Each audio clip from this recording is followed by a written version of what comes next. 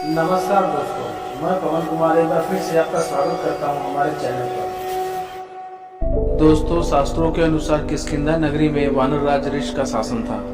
ब्रह्मदेव की वरदान से राजा ऋषि को बाली और सुग्रीव नाम के दो पुत्र प्राप्त हुए।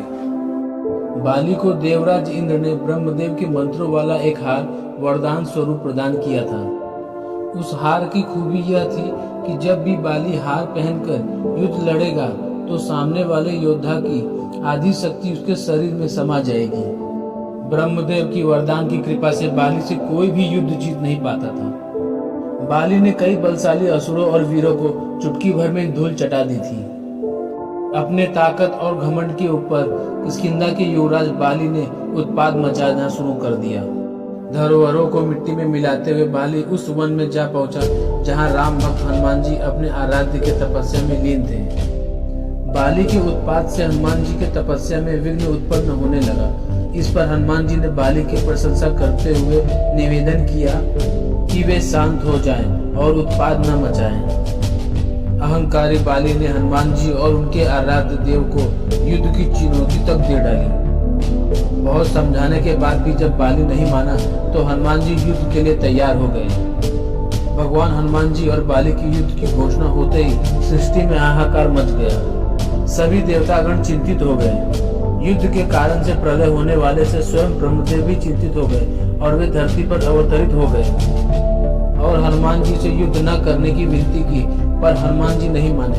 हनुमान जी ने कहा कि बाली ने यदि उनका अपमान किया होता तो वे उसे क्षमा कर देते, परंतु बाली ने अहंकार में आकर उनके आराध्य को कटु वचन कहा है तो उसे इसका परिणाम भुगतना ही होगा। हनुमान जी का क्रोध देखकर ब्रह्मा जी ने हनुमान जी से कहा कि यह युद्ध में अपनी शक्ति का केवल 10वां भाग ही लेकर जाएं। बाकी दाहरी में बांध दे, अन्यथा सृष्टि नष्ट हो जाएगी।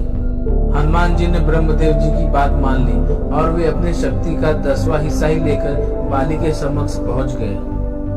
विरोधी योद्धा का आधा बल प्राप्त का वरदान पाने वाला बाली युद्ध के लिए जब हनुमान जी के सामने आया तब हनुमान जी का आधा बल उसके शरीर में समा गया। हनुमान जी का बल जैसे ही उसके शरीर में समाया तो उसका आकार बढ़ने लगा और उसका शरीर फूलने लगा। अथाह बल समाये होने से उसके शरीर की नसें फटने लगी। बाली का शरीर इतना अधिक बल नहीं सह पा रहा था, उसकी हालत खराब हो गई।